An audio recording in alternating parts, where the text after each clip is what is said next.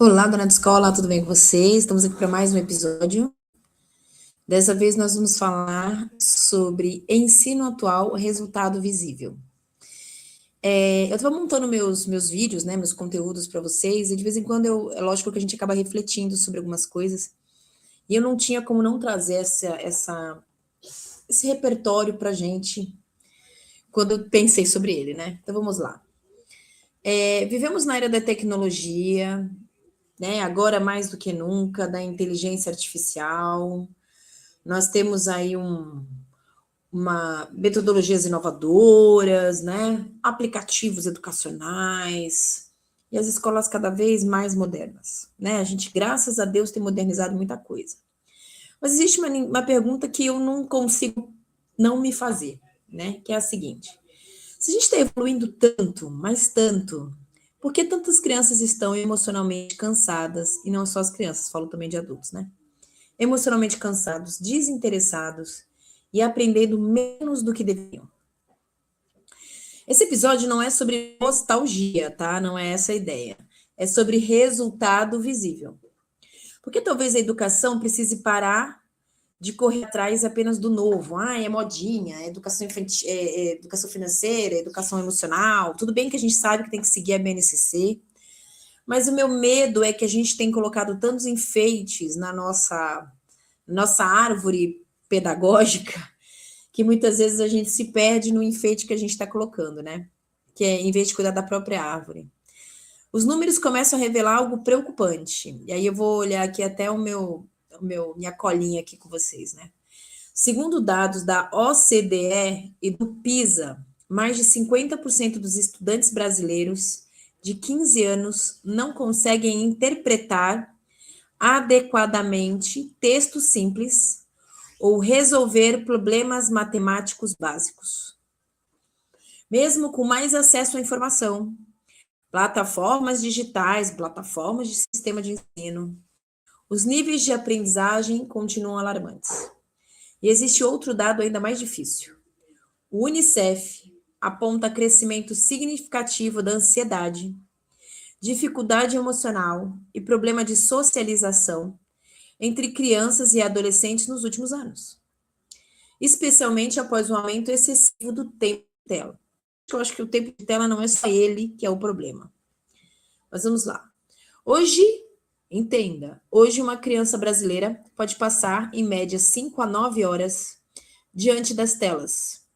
E aí a gente pode falar que é celular, televisão, rede social e jogos. Enquanto isso, eles param de brincar livre, correr, pular, param de ter contato com a natureza, param de ter interações entre si presenciais, sentar com um amigo e bater papo, e até mesmo convivência familiar. E talvez seja justamente aí que a escola precisa refletir. Tudo bem que a gente está falando de um cenário da casa, mas vamos pensar em escola. Será que a gente está preparando crianças para o futuro ou apenas acelerando infâncias que ainda precisavam amadurecer? Porque brincar nunca foi perda de tempo. A brincadeira envolve criatividade, linguagem, autonomia, resolução de conflitos, inteligência emocional, interpessoal, construção social. Quando uma criança brinca na terra, ela cria, imagina, monta, desmonta, corre, inventa. Ela está aprendendo. Ela está construindo as conexões mentais que permitem que ela aprenda. Hoje a gente sabe na neuroeducação ou na neuropsique, né, o que está rolando. E talvez por isso exista hoje um movimento crescente do mundo inteiro em valorizar os espaços simples. Eu estava vendo, eu sigo algumas redes de fora daqui do Brasil. Nos Estados Unidos está uma febre de lugares onde as crianças podem brincar na areia. Eles montaram espaços gigantes com areia branca, higienizada, onde as crianças podem brincar livremente. Gente, isso é tão anos 80, anos 70, e eles estão voltando com isso e virou moda. Tem outros espaços em que eu vou até mandar, vou colocar no meu Instagram, uns vídeos que eu coloquei, onde eles brincam na lama. Criança brincando na lama. Coisas tão básicas da nossa infância que eles não vivem mais. Espaço simples, centros de brincar, escolas com áreas naturais, brinquedos de madeira, menos estímulo digital e mais experiências reais. Não porque o passado era perfeito, que não era, não. Tinha bullying que o nome não era bullying, né? Tinha muita coisa errada. Mas porque algumas bases nunca deveriam ter sido abandonadas. Hoje existe uma pressão enorme para alfabetização precoce, resultados rápidos, desempenho imediato, excesso de conteúdo. Ao mesmo tempo, nós temos professores, eu já falei sobre isso, emocionalmente exaustos, porque estão lidando com uma geração que não tem limite. Segundo pesquisas da Nova Escola e da Fundação Lehman, mais de 60% dos educadores brasileiros relatam sinais frequentes de esgotamento emocional e de sobrecarga. E isso acontece porque a escola moderna, muitas vezes, tenta sustentar aquilo que eu falei, adereços demais, né? Projetos demais, coisas demais. E essência que é bom mesmo, de menos.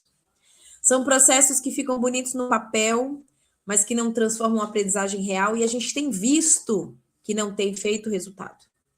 E quanto isso, cresce um problema silencioso.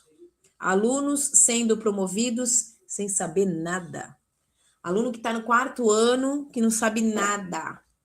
Porque simplesmente inventaram uma lei de que nós tínhamos que passar eles sem ter conhecimento. E quando a escola decide apenas aprovar para evitar conflito e até problemas, ela cria a falsa sensação de avanço. Ah, o meu filho já está no 9º ano, mas ele psicologicamente, em relação a algumas matérias, ele deveria estar no 6º. Mas o resultado aparece depois. Na insegurança, na dificuldade de interpretação, na baixa autonomia, na falta de base emocional e acadêmica. Talvez a maior urgência da educação atual seja justamente voltar ao equilíbrio, e eu sempre digo que o equilíbrio é o lugar da sabedoria. Tudo em excesso é ruim.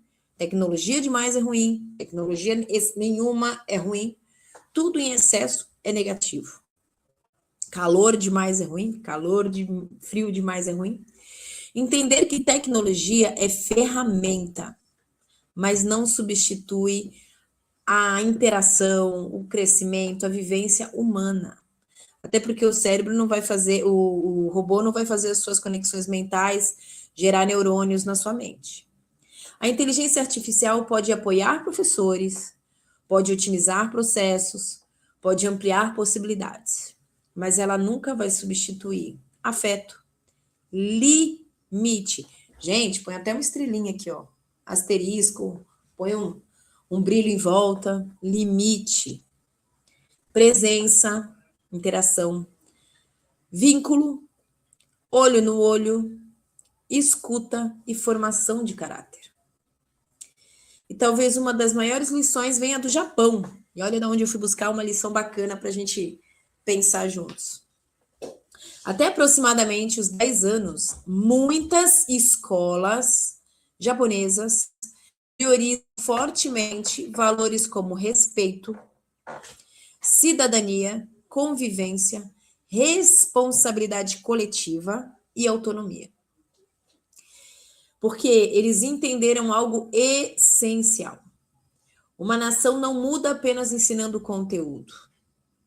Ela muda formando pessoas, formando indivíduos. E talvez o resultado visível que tanto buscamos na educação não esteja apenas em notas, nas provas, nos indicadores. Talvez esteja em crianças mais equilibradas, em jovens com responsabilidades, em adultos saudáveis, em professores que precisam, devem e merecem ser respeitados, em escolas que realmente ensinam e não fingem que ensinam, porque fingem que passam, porque precisam continuar com a sua falácia de ensino. A sabedoria está em saber quando avançar e também quando retroceder, para recuperar o que era essencial, o que dava certo, o que fazia bonito, o que está tudo bem. Não está errado em você voltar, o problema é você não voltar. Porque inovação sem essência não sustenta educação. E a gente já está percebendo. Gente, eu tenho uma escola aqui, eu fiz um podcast ontem, hoje eu fiz um podcast com uma cliente minha, ela tem um Kumon, e ela está contratando um professor para dar reforço, para dar ensino pedagógico para as crianças do Kumon. ela não consegue um professor são, normal. Eu digo mesmo, um tinha crise de ansiedade, o outro tinha problema de depressão. Todos os professores que ela estava trazendo para dentro da escola tinham algum problema. Ela falou, tá mais difícil, tá mais fácil eu dar aula, eu consegui aluno, consegui dar aula, eu dou aula, do que eu conseguir um professor são, equilibrado, normal, para dar aula.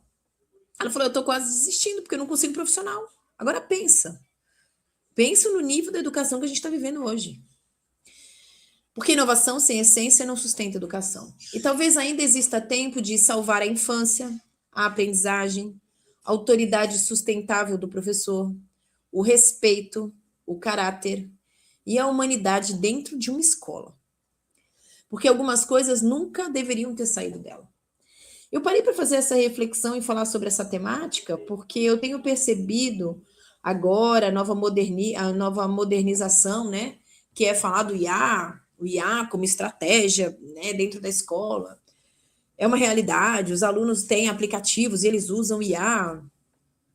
Ok, gente, eu acho assim, eu acho que tudo tem a hora certa, né? Já falei, tudo na vida é o equilíbrio. Não tá certo eu simplesmente deixar de atender, de ensinar meus alunos sobre tecnologia. Eles vão ter que viver com ela, faz parte do nosso dia a dia. Mas será que tem hora e lugar para isso? Será que, por exemplo, a tecnologia tem que ser trabalhada a partir de uma determinada idade? E a minha infância precisa voltar para as condições primordiais, aquelas que começam tudo? Será que o meu aluno está preparado para ter tecnologia também? Né? Muitas vezes ele não está preparado nem para lidar com a tecnologia ainda. E eu já estou inserindo ele no IA, se ele não sabe nem fazer o básico. Eu estava vendo uma professora que estava conversando comigo, professora de inglês. Ela passou um trabalho para os alunos fazerem. Obviamente, eles fizeram o quê? Pediram para o IA fazer, porque eles fazer dói a mente, né? Dói o cérebro. Então, vamos botar alguém para fazer. O nosso cérebro é preguiçoso mesmo. Se tiver alguém que faça, melhor ainda. Estamos aí podando, poda neural. O que é poda neural? Estou deixando de ficar inteligente. Não estou treinando meu cérebro. Então, ele vai começar a cortar aquilo que não presta. Ok? Não presta, não. Presta, mas eu não uso, né? Então, ele corta. Poda neural. Então, ok. Fiz lá com o meu IA, né? Com a minha inteligência artificial. E a criança não sabe ler inglês, não pediu a tradução. E quando ele levou para a professora, o texto não tinha absolutamente nada a ver com aquilo que ela tinha solicitado. A criança não sabia, porque a criança não se deu nem ao trabalho de tentar ler o que ela mesma pediu para o IA fazer. E também não conseguia. E aí a gente tem uma reprodução ainda por cima mal feita, né? Ignorante. Então, até isso, muitas vezes o aluno quer usar um recurso e não sabe nem como usar. Falar um pouco de voltar um pouco no que é bom, eu acho importante. Por exemplo, a gente sabe que tem um país de primeiro mundo, agora eu esqueci o nome do lugar, mas eles tinham colocado todo o conteúdo de escola em internet, era tudo virtual. Eles perceberam que precisavam voltar para o livro tradicional, porque os alunos tinham desaprendido a ler, né? Então, foi lembrei, esqueci. Agora eu esqueci de novo. Na Suíça. Na Suíça, eles perceberam que os alunos, eles botaram tecnologia e perceberam que não valia a pena e voltaram atrás, e está tudo bem, voltou atrás. O problema é para onde nós estamos indo, né? Agora com a IA e essa coisa de vamos incorporar o IA dentro de sala de aula, será? Eu tenho minhas dúvidas. Mas, novamente, trazer você aqui para um pensamento mais profundo sobre educação é sempre bom, refletir sobre educação é sempre muito bom. Conte comigo, não se esqueça, próximo episódio a gente coloca no ar, amanhã provavelmente. Não esquece de me seguir no Instagram. Eu tenho feito podcasts direto no meu Instagram para você ter vários conteúdos que valem a pena para você, convidados especiais lá também. Não esquece de compartilhar também com os colegas. Até a próxima.